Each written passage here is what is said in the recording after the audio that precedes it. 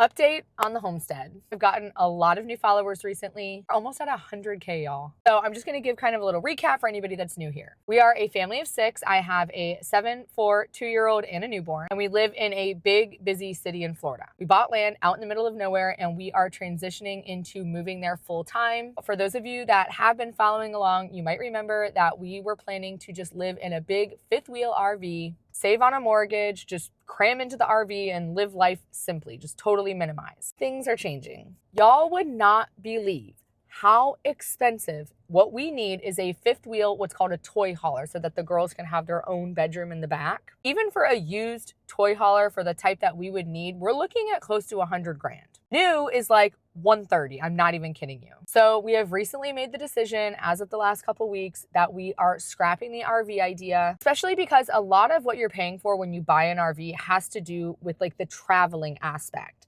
like how it holds up within your traveling from state to state. But because we're planning on just being stationary, living in it full time, we're not taking it anywhere. If we're already going to spend 100 grand on an RV, why not just take that 100 grand, maybe a little more, and just get a stationary mobile home, manufactured home, modular, that kind of thing. So that is the plan. And I have learned so much about modular homes in the last couple of days. It's unreal. Did you know that a manufactured and a modular home are 2 totally different things? Also, like, you know how when you buy a car and you like Ford or Chevy or Kia, those are the main brands of cars, but then you have the dealerships that sell those cars. Well, apparently modular and manufactured homes are the same way. There's like these big named companies, but then these little dealers kind of sell them out. So we are looking at a couple different ones like Clayton Homes. And I know, don't freak out. I know there's horror stories, but there's also really good stories specifically to our area where we're going to be buying. Champion Homes is another one that we've been looking into. We're talking like 4-bedroom, 2,000 square foot modular homes, nicer than the house that we live in now here in Florida.